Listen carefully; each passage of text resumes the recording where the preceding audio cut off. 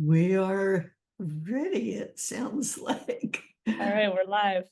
We're live. Okay, everybody. So, first of all, thank you all for coming to this webinar.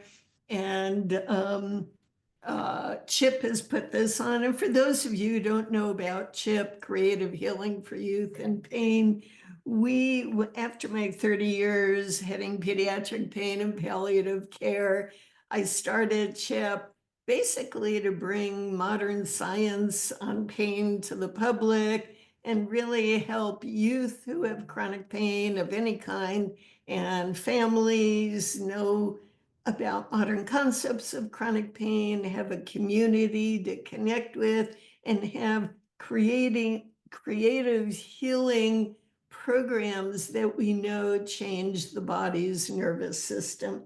And in that light, I'm excited about our new collaboration with UCLA East-West Center, and I'm going to introduce our guest expert, Dr. Sara Ptasnik, who's on the faculty, UCLA, trained in pediatrics and internal medicine, and has had a fellowship in East-West medicine, traditional Chinese medicine. And because Ehlers-Danlos is such a common problem, especially the hypermobile type, I invited Sara to talk about what is the East-West Center and our new collaborative program, and how does Chinese medicine fit in and be helpful to young people with Ehlers-Danlos syndrome.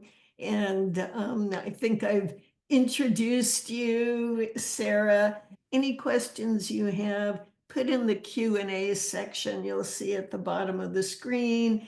I will try to incorporate that into my questions for Sara.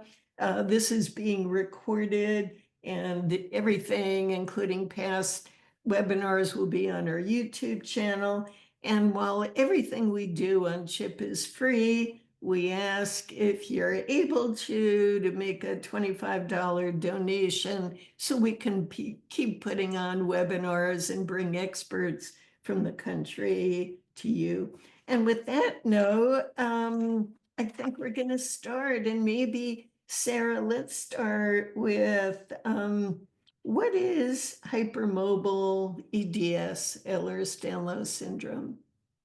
Yeah, thank you so much for that introduction, Lonnie. Yeah, so just to get a very brief definition of Ehlers-Danlos syndrome, it's a heritable group of connective tissue disorders. And there's a lot of different subtypes of EDS, but the one that we see most commonly is hypermobile EDS. And that's characterized by increased flexibility and laxity of the joints. So you might see more, dislocations or more unstable joints. Patients will often have more kind of fragile skin or more stretchy skin. They might have some vascular changes, easy bruising, easy bleeding. And then often also a lot of chronic pain, which is what brings them into our clinic. But while they're here, we might see a whole association of other things as well. So EDS might be associated with other comorbidities that we can kind of dive into a bit more too as we go on. Great, great.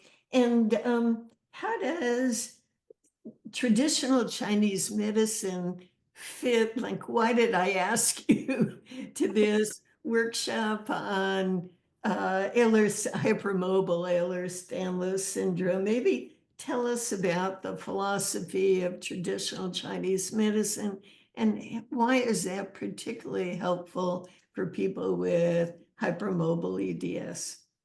Yeah, so TCM is very we could do, a whole many hours on TCM, but just as a very brief overview of some of the philosophies, the main thing we think about with TCM is balance. So there's balance within, the body, within our relationship to the external world, within our different organ systems, and the flow of qi or our vital energy. We think a lot about the balance between yin and yang. So yin is our more kind of restful, hydrating, nourishing kind of principle, whereas yang is the more growing, expanding, more active driving principle. And we could see this imbalance between yin and yang in different organ systems playing out in different ways. So the idea with Chinese medicine is that we see the flow of qi, or our vital energy, is coming through our organ systems, and it travels through those organ systems into the meridians as well, which we can see on the skin as the acupuncture points. And we can help to correct some of these imbalances between the flow of qi and between the yin and yang by stimulating certain points along the meridians, by helping with dietary factors to help bring things into balance, or emotional factors to help bring things into balance, or looking at our relationship with the weather and external factors. So there's all these different things we can do to help bring the body into balance.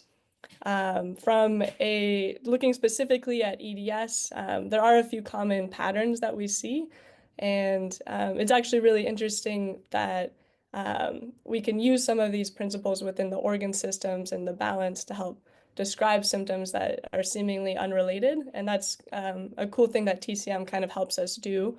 Whereas in Western medicine, we might think of all these different things as not having a lot to do with each other.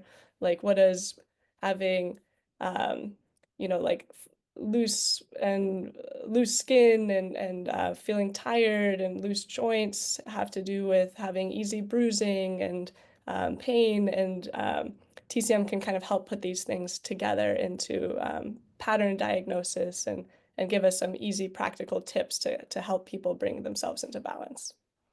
So many families of kids with chronic pain of different types have brought their teenage daughter or son to many, many different doctors. And a lot of times kids are just, they've had enough of doctors who tried do 1,000 tests, try a bunch of medication, say go do physical therapy, but the kids are still in chronic pain. How would a visit to seeing you at the UCLA East-West Center and our new collaborative program, how might that look? Yeah, so when a kid or a parent or a patient comes in to see me or any of our colleagues here at the East-West Center, the first visit is about an hour long, so we have a good amount of time to do a bit more of a deep dive into the history. I try to really focus on talking, to the kids, to the patients, and get their story.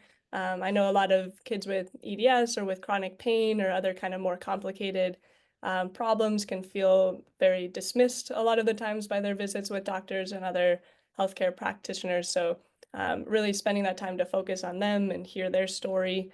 And then we do a very different kind of physical exam than you might get just going to a regular doctor. And of course, this is very important with EDS because we really spend a lot of time feeling the skin, feeling the tissue, feeling for any soft tissue dysfunction. A lot of times, as we know, with these types of syndromes and the hypermobility of the joints, the body in a way tries to protect itself by building up more tension around it. So even though the joint might be looser, there might be actually a lot of stiffness involved, a lot of tightness in the surrounding tendons, and a lot of trigger points, which are basically knots in the muscles. So we could feel where's their tightness, where's their laxity, how does the tissue actually feel? And then we can relate that to Chinese medicine too to get a better understanding of how this relates to some of those patterns we talked about. So if you follow along those meridians, like I mentioned, and we're feeling feeling on the acupuncture channel there, we could see where's their dysfunction along the meridian channel too. Where's there more, where's the qi getting blocked, or where is there more what we might call dampness? So we can really learn a lot from the physical exam that also ties it into the Chinese medicine pattern, and that can give us some more clues about, where to go for treatment and for lifestyle advice. So treatments we might do in clinic include needle treatments. So we might do trigger point injections is one thing we do commonly to try to help relieve that muscle spasm, the tightness. And we could talk a bit more about that as well. And then we also can do acupuncture. And we can also do, a bunch of non-needle techniques, which we can kind of dive into too more in this talk. And then a big thing we do is to talk about the lifestyle. So what diet can you do that helps support your system, help bring you back into balance, or what type of exercise or activity, how can you help to regulate your emotions, and how does this relate to the physical body? So really trying to bring all these different pieces together and try to empower the patient and the family to take some of this into their own hands as well. Thank you. A lot of people think of traditional Chinese medicine as going to an acupuncturist, getting acupuncture, and being given a bunch of Chinese herbs. Mm-hmm.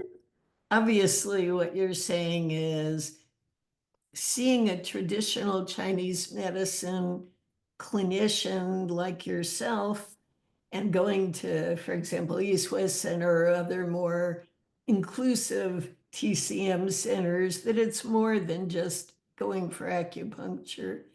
Um, can you kind of talk about, so besides getting trigger point injections, for example, and some kids have needle phobias, so maybe you won't do trigger point injections with them.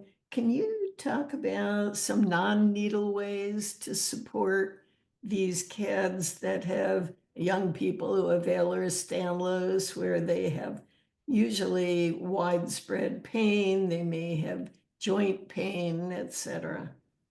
Yeah, so people who have EDS or who have fibromyalgia or have chronic pain, any of these kinds of things too, they might be a bit more sensitive as well to needle treatments.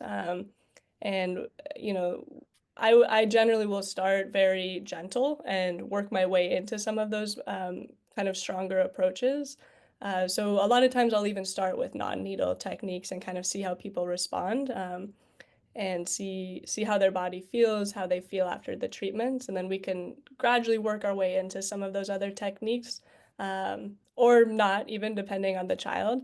So the first thing that I think is really important is to just teach simple um, regulation techniques. So a lot of times we'll start with even just focusing on diaphragmatic breathing, or trying to teach people to do some simple qigong practices to help with their nervous system. And then one thing I really like to do in clinic is to use what are called ear seeds. And these are very small herbal seeds that are basically on a little sticker, a piece of adhesive. And you could put those points not just on the ear, although the ear is very helpful because that's also a microsystem for the body. So we might just do the ear seeds on the ear, but we could also use the ear seeds on the acupuncture point. So instead of needling those points, we could just place the ear seed, and that also provides some stimulation to the point. And then the nice thing is that the kid or the parent could then massage those points, and that gives them something that they can actively do as well at home. So they can massage their ear seeds, they can massage the points on their body, and they can learn where these acupressure points are, so that they can then have that agency to do that themselves. And you can even, we could send kids home with some of these, or they could buy some themselves, and they could do some of this treatment as self-care even. And then if they feel okay with that, we have other very small stickers that have almost microscopic needles. They're very, very tiny. So we could do these needle stickers that are very small. And that can also help to stimulate the point without feeling like a strong needle, and giving a more gentle stimulation. So besides that type of treatment too, we also do cupping. And cupping works really well. A lot of my kids and young patients really love and respond well to cupping. And we don't have to do, if for those of you who are familiar with cupping, you might be, you might not be, but it's essentially a cup that provides suction and kind of pulls up the soft tissue. and that helps to move the stuck energy and increase the blood flow, increase the circulation. And again, with kids with EDS, we might want to be more cautious. You know, they might have more fragility and easy bruising and things like that. So we would just do very gentle cupping, what we call flash cupping, where you just leave the cups on for sometimes even seconds. So it might not leave a mark, but it's still stimulating the chi, stimulating the blood. Where do you put the cups? Where do we put the cups? Typically we'll put them along the back. So you have along the two sides of the spine, you have very important regulatory points that actually can help regulate the whole system, all the different organs. And it's very soothing. It really calms the nervous system. So this is a great place for massage and a great place also for the cups. We could also do gentle cupping even on the stomach or on the chest or on the legs and arms, but primarily we'll do the back and kind of focus on those channels. No, that's helpful. I mean, often we'll see somebody coming back with these marks on the back. I mean, they go away, but I didn't know if that's the only place that cupping takes place. Can you explain sort of the difference between Tai Chi and Qigong, two traditional Chinese medicine body system movements that like when would you recommend one versus the other? How do they differ? Sure. Yeah. So Qigong, I think of as more of the umbrella term. Qi, as we've mentioned, means, you know, your life force energy, and Gong means practice. So Qigong are any of these ancient Chinese practices that really focus on the regulation of your energy. And there's so many different forms of Qigong. And from my understanding is that Tai Chi is one specific form. It's a bit more martial arts oriented. It's a series where, you know, there's different forms, and typically you'll do one movement per form, and then that'll lead into a whole series. So you can have it's a bit more complex in that sense, and I think it's a little bit harder to learn, but it is a very good practice and a very good discipline. The Qigong is a bit simpler in general. Most of the Qigong practices are a bit easier to do and easier to follow, and you'll often do the same movement with more repetition. So you might do one movement, you know, 9 times, and then do another movement 9 times or something like that, and it's a little bit easier to follow. But the main goal with these practices is to really move with intention, move with your breath, and really improve the flow of energy, which regulates the body. And so is a really great practice for patients with chronic pain or with hypermobility and things like that too, because you're moving very gently. So you're not going to damage the joints, you're not going to overdo it. Whereas, you know, some people might have issues with other types of exercise that are loading the joints too much, and can have some consequences from that. So I recommend this practice a lot because it's very grounding, it's very gentle, it's very calming, and helps to, again, bring that power to the patients to learn how to regulate themselves. Right. And we're starting to get some questions from participants, and I'll encourage more of you to ask questions. So first question, hi, my daughter has hypermobility and joint pain, POTS, which is when you stand up, your heart rate goes from sitting to standing more than 30 beats per minute, and chronic pain, but does not have the skin elasticity. Is this imperative to the diagnosis of EDS, or can you have EDS without that symptom? My understanding is you don't necessarily need to have the elasticity of the skin. So you might just have the hypermobility. And yeah, like I mentioned in the very beginning, we often do see a lot of these comorbidities. POTS is very common and can be very distressing and debilitating for people, but it can certainly get better. But we do see that a lot with EDS. Similarly, we might see more like irritable bowel or other types of issues. But the POTS, I think, might have to do more with the autonomic system, as far as that being more dysregulated in general with these syndromes. So really working on that autonomic regulation with the breathing practices, the qigong, can certainly help to improve that whole system and that communication. Right. And I'll answer the last. Can you have EDS without the elasticity? And then that's usually the one that doesn't have a genetic marker yet. And we tend to call this HEDS, small h, hypermobile EDS. And certainly, and that's probably the most common type of EDS. And you may or may not have joint dislocations, but all of the things you mentioned that your daughter has, POTS and joint pain, muscle pain, etc. As the body is out of regulation in traditional Chinese medicine, the goal is to re-regulate a system that's out of whack. There's another question, because the people coming here come from all over the US. Is there an East Coast option of your program? There's not at this time, but I do video visits sometimes. So we could consider doing a video visit, and through that we could teach some of these self-care things. We could do, a big thing we haven't really focused on yet too is diet, which I think is tremendously important, especially starting with kids and youth. So we could dive into diet, and we could do some of our assessment virtually, but we can't do that, hands-on assessment. But we don't have any clinics currently on the East Coast.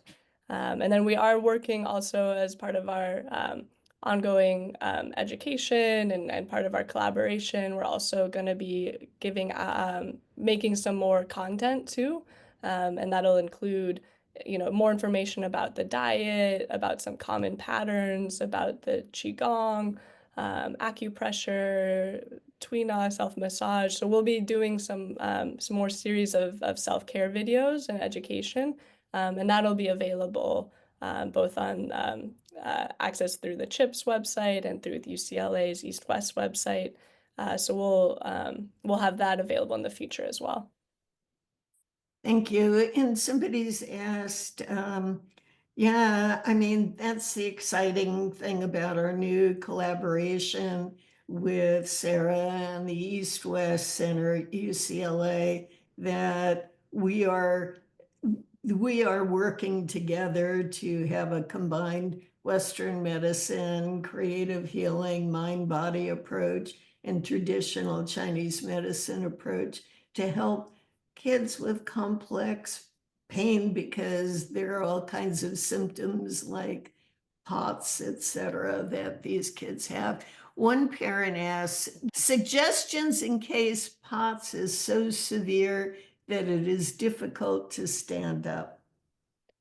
What would you do from the TCM standpoint? I mean, just from the East-West standpoint too, I want to also, of course, mention that we often will work with our cardiologists on board too, and there might be certain medications that also can help support. So not to not include those medications where helpful, because that can have a dramatic impact for a lot of people. From our standpoint, we want to look at, I said also for the nervous system, we want to look at that harmony from the TCM perspective. We're looking at the balance between the heart and kidney systems, because the heart regulates the palpitations you can have and the heart rate going fast, and the anxiety, the chest tightness.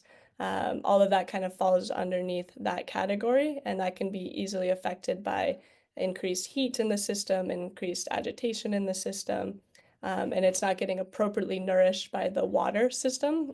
So the water system The kidney system is related to the water, and that might not be appropriately moving the water, so you can get it's not appropriately cooling the heart, you can think of. So that if that system isn't communicating well with the heart system, we're not getting that balance, like we mentioned, of the yin and yang. That yin cooling, calming energy isn't grounding that kind of fiery heart energy, and that can lead to some of that dysregulation. So we'll want to help support the kidney system, support also the spleen system, which I can talk a little bit more about because that relates a lot to EDS, and help to kind of calm the heart system. And we could teach acupressure points as well to help with this too.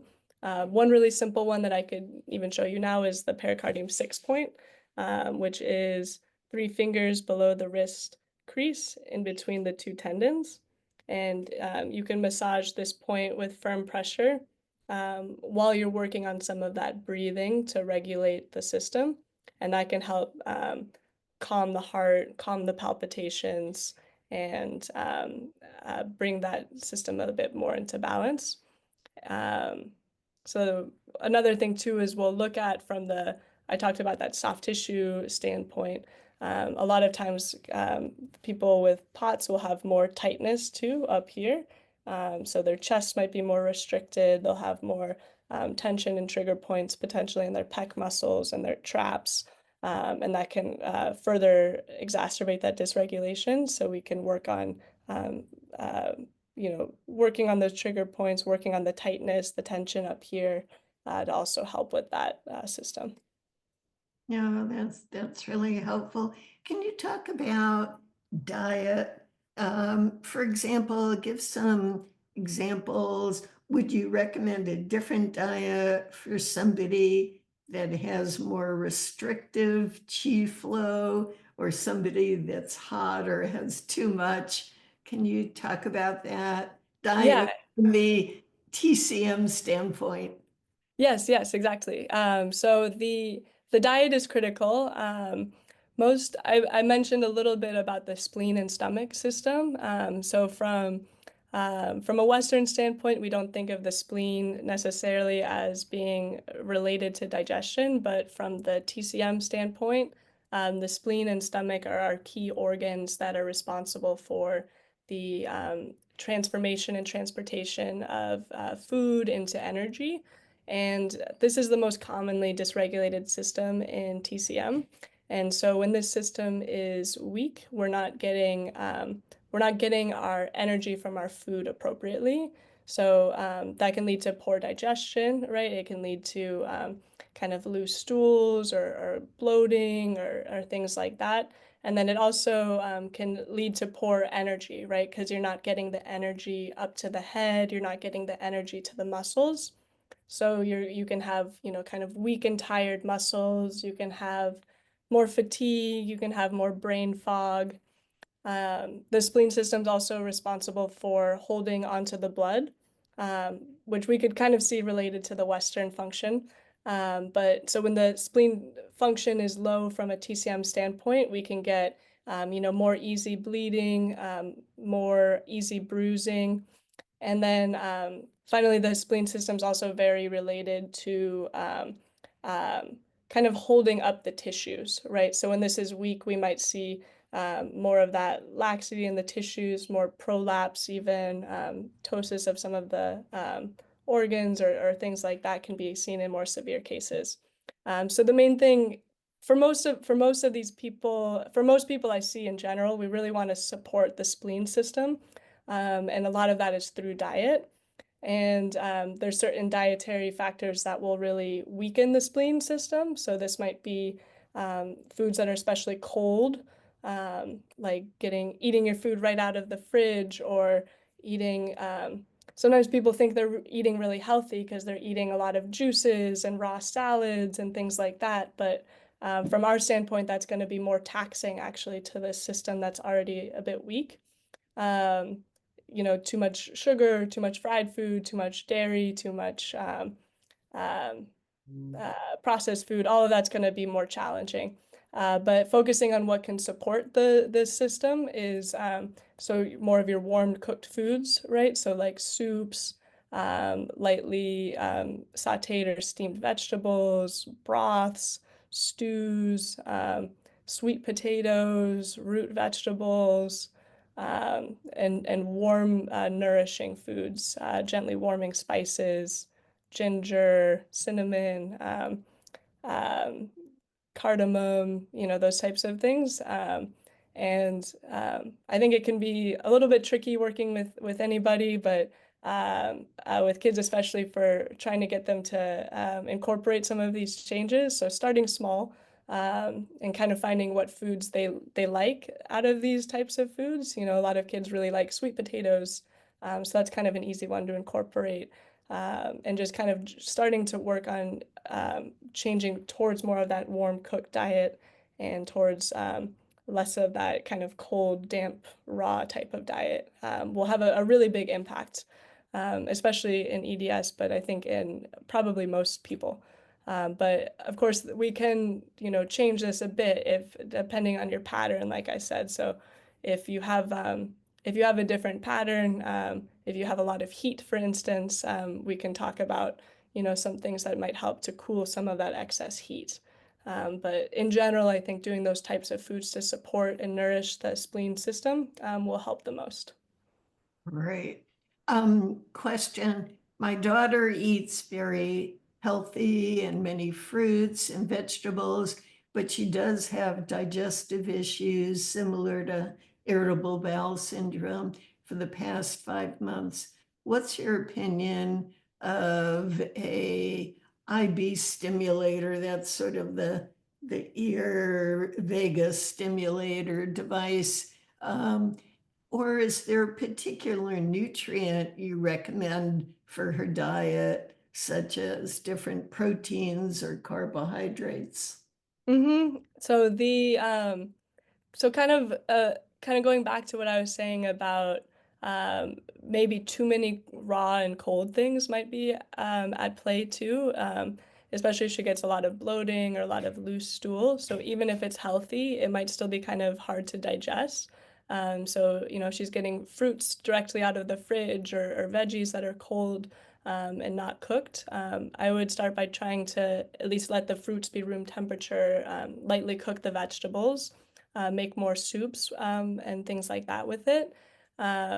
You can add a variety of grains like barley or millet or amaranth. Some of those other kind of hearty, nourishing grains can be really helpful. And a lot of people respond well also to simple broths like bone broth or miso soup, things like that, that again are kind of that nourishing, hearty types of foods to help really support and nourish that system. So thank you. There's another question. Oh, I Uh, forgot to talk about the ear stimulator. oh, yeah, yeah, yeah. I can mention that too. I do think there's good benefit with those. I think you can get cheaper versions too. I know sometimes they're really expensive, those Vegas stimulators, but I've also seen people get the little hookups that they could put on a regular TENS unit and then hook that up to the ear. And that is a cheaper workaround. But essentially, you're working on regulating the vagus nerve, which you can do through that ear stimulation, but importantly is working on those, I think, the breathing practices, the mindfulness practices that really help to support that vagus nerve regulation. So you could do it through that stimulation, or you could do it through kind of working on that autonomic regulation through other practices. And a lot of, yeah, go ahead. Go ahead. I was just going to say a lot of people also benefit by using a TENS unit, which is kind of a similar concept of that electrical stimulation that has little pads that you can put on different parts of the body. And you could also put that on some acupuncture points or even on the abdomen directly. And that can help with IBS symptoms as well. Yeah, I was thinking about the seeds in the ears that you Mm-hmm. talked about. Is that sort of getting at the same idea as the biggest stimulator in the ear? Well, the ear has kind of a whole microsystem map, so you can stimulate the different organ systems or different points. But on the in the very internal part, kind of where that little ridge meets, is a point called the sympathetic point. And so that point in particular is to help regulate the nervous system. So that's a good point for self-massage or for the ear seed, and that's usually around where those stimulators work as well. Right, thank you. So another question, our 10-year-old daughter has HSD, and whoever put it in, spell it out, and hypermobile EDS. And we've found that nociplastic pain, wow, this is a sophisticated participant, is triggered when she has a flare. What do you recommend to help calm the nervous system to reduce the nociplastic pain that seems to hang on longer than other pain? Oh, hypermobility spectrum disorder. Thank you, Tracy. So, this, and for those of you who don't understand nociplastic pain, very, very recently, which is why I said this is a very up-to-date participant, parent. The idea is that there's nociceptive pain, when you injure yourself or you have inflammation. There's neuropathic pain when you talk about neural stimulation. And nociplastic pain is much broader. It's when there's so much neural dysregulation and other dysregulation that you see many more symptoms. It's like the whole system is temporarily falling apart. And so the question is, when that happens, what do you recommend from a TCM standpoint to help that? Right. So the it kind of depends on what is going on, but I think kind of the main thing you alluded to is calming the nervous system, which a lot of these treatments do just inherently.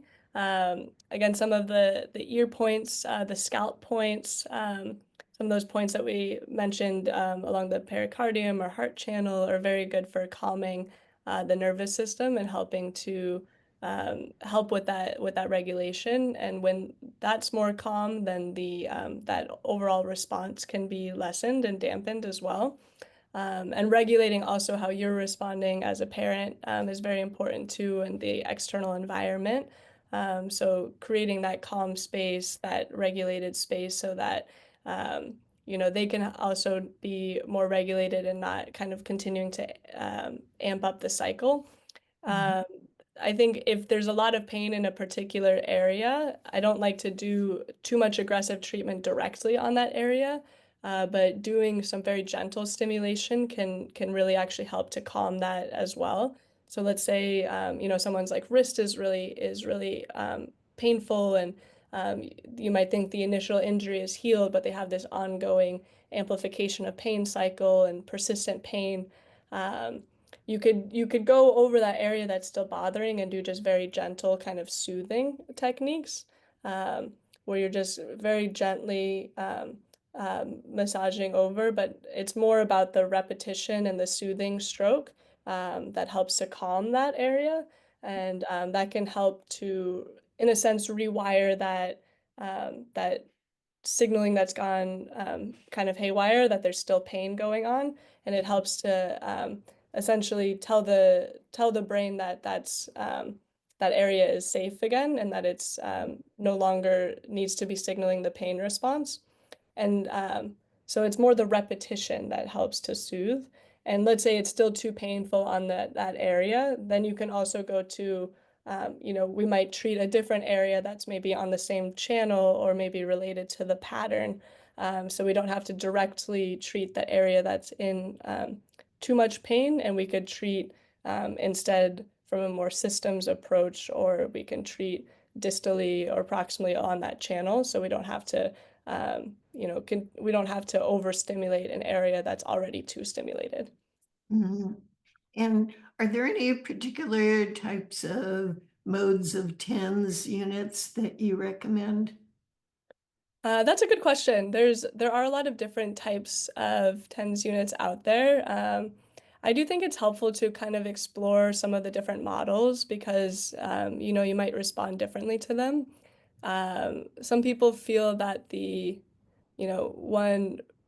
one model or one brand might be like more buzzy and sharp than another brand.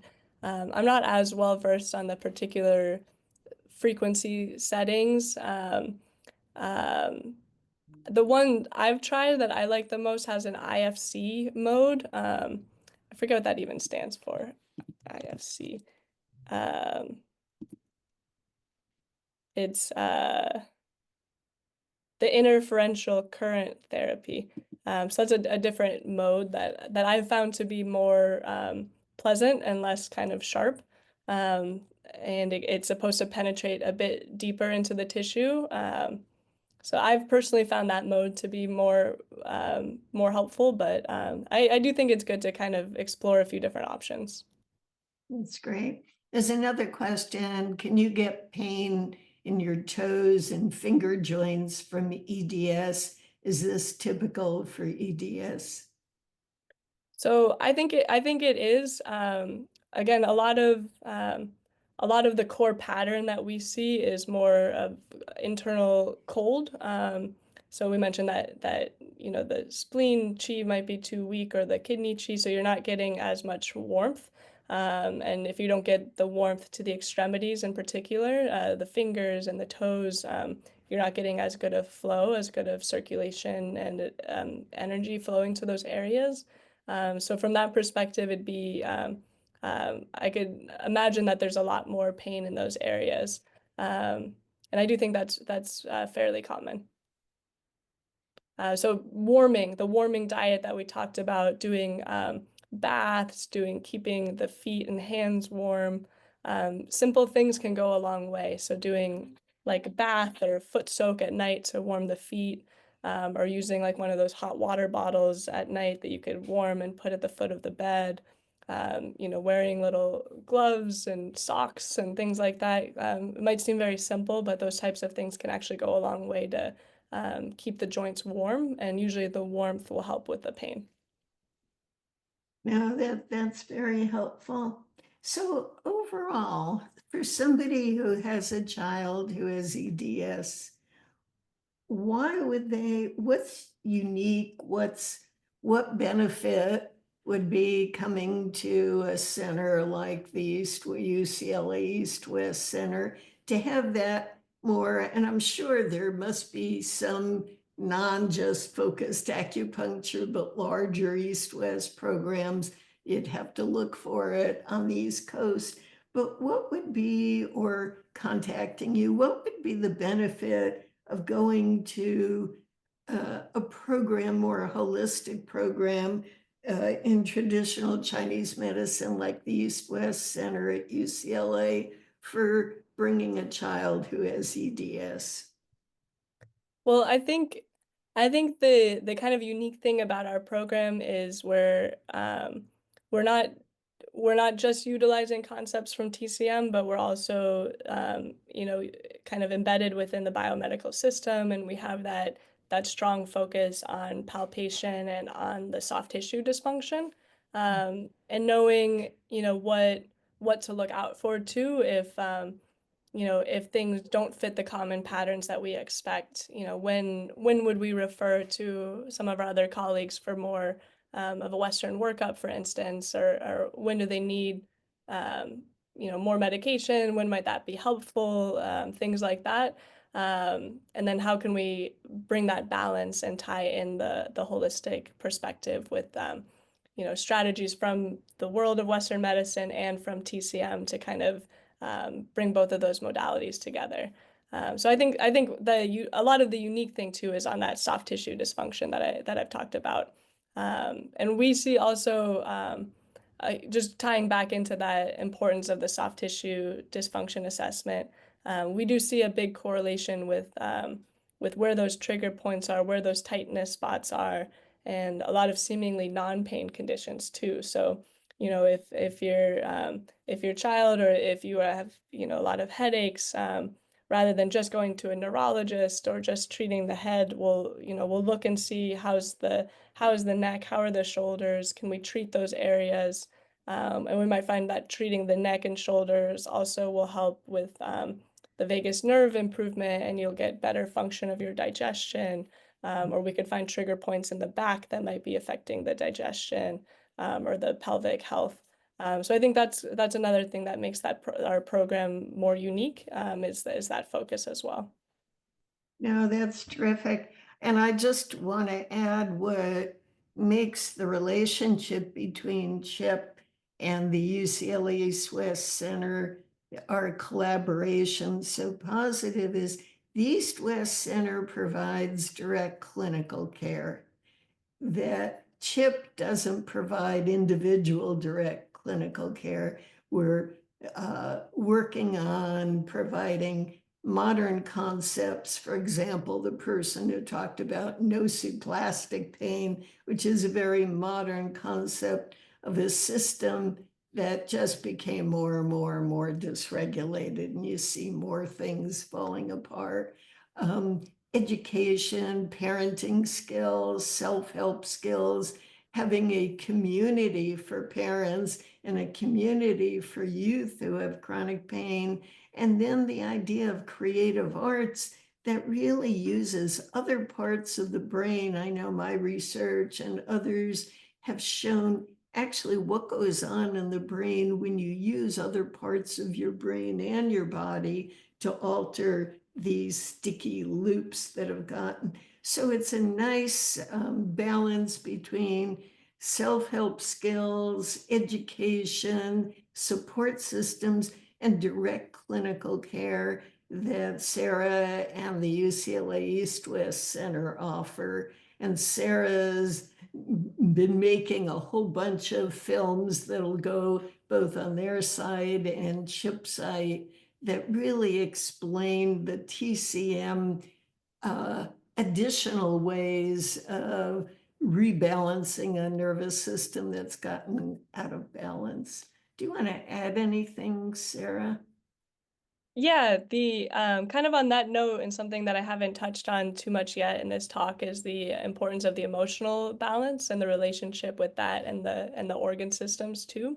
And one thing that we really know from Chinese medicine is that, and from modern Western medicine too, is that if you hold in your emotions and you're not feeling and processing them, that causes what we call a lot of stagnation, a lot of stuck energy, and you know, that will play out in a lot of different ways.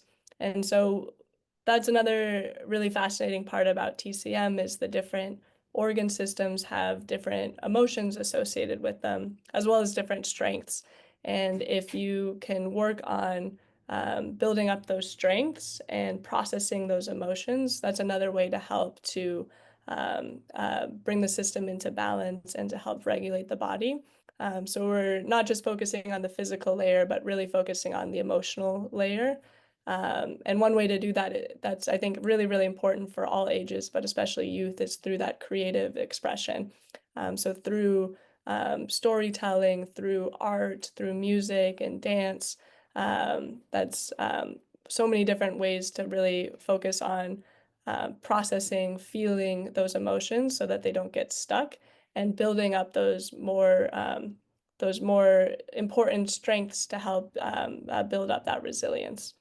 Um, yeah, and we'll be talking a lot more about a lot of these things too. We have an upcoming conference that I can mention to now, May 17th. Um, and the focus of that conference is on integrative approaches, non-pharmacological approaches to mental health in youth. And we'll be talking more about the TCM approach. We'll be talking more about those different constitutional patterns and the emotional expression.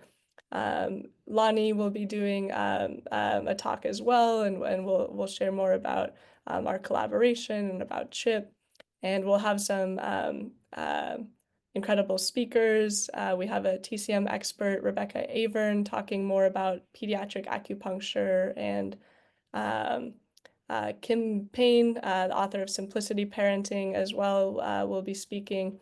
And then we have a bunch of really exciting workshops too, with a lot of people, thankfully from Lonnie's network, and that I've had a chance to work with as well. So we've got a lot of really exciting workshops too. That'll be fun. So we'll send out the flyer to everybody too, and I hope to see you guys there May 17th. Thank you, and I thank you for reminding me and everybody. I think one of the common things about traditional Chinese medicine, different from traditional Western medicine, and again, as we said, it's not an either or, is that the goal is in any illness, when a system, emotions, physical system becomes out of balance, it's sort of these mini stressors build up, and then the system kind of falls apart. And the goal of traditional Chinese medicine is to understand what some of the patterns that led to the falling apart of the system, and how to, what I call, rebuild Humpty Dumpty, put it back together again. And we know, and that's the whole philosophy, certainly that I've had for my 30 years heading pediatric pain and palliative care. And I know I was always seen as sort of the odd person out, because we're talking about a lot of the same things Sara is, and we did research. But what's happening is we know now, and this whole concept of nociplastic pain that one of our participants mentioned, is when a system gets so falling apart, all these mini stressors, usually it's not one big thing. I mean, one big thing can do it, but you see systems falling apart. And that's why if you have EDS and you have a lot of pain in your joints and the ligaments, connective tissue near your joints, then other thing, you have pain there, then you might get irritable bowel syndrome, you might get POTS, you might get headaches, more and more things start falling apart. And to me, the bottom line of traditional Chinese medicine is clinically how to put Humpty Dumpty together again, how to re-regulate a system that's gotten knocked off balance. So it fits perfectly with some of the tools we provide and education and with CHIP. And that's why it's like you're the clinical end and we're the educational, social support, creative programs in, and then we come together with sort of education and sharing the model.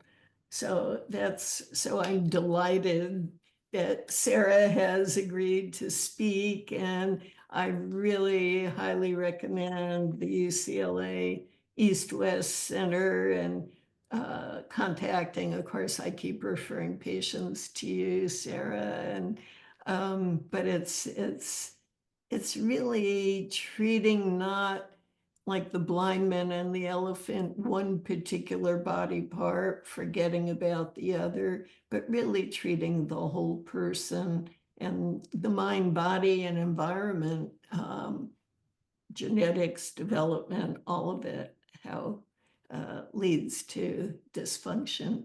Question, do you need a referral to make an appointment with you, Sara?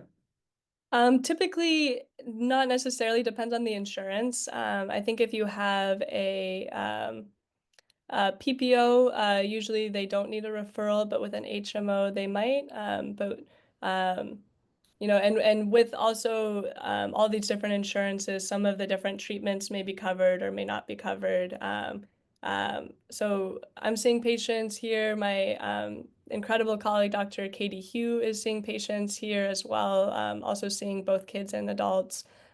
She's also the program director of our East-West program. So you can always send me an email and we could, that's kind of the easiest way is just send me an email. Lonnie can share my email with you guys. So for whoever's interested, we can have our clinic reach out to you to schedule an appointment, make sure your insurance is covered and whatnot. I also spend a couple days working at a community clinic in Chinatown and in Alhambra. So for those of you who may have Medi-Cal, that's also maybe an easier option too. So there's a few different ways we could work around. And lastly, before we go, tonight we have this sort of meet and greet fun. It's called Drag Queen Bingo. And basically, it's bingo. And I don't know how long it's been since any of you have played bingo. But it's a hamburger place at Hamburger Mary's, and it's on our website, and it's $20, and you get a whole bunch of cards and all these great prizes. And it's just a fun meet and greet and have fun and learn about CHIP. So thank you, Sara, for giving time and helping educate us about TCM and EDS. Thank you. Thank Bye-bye. you, Lonnie. Bye, guys. Hope to see you all May 17th as well. Right.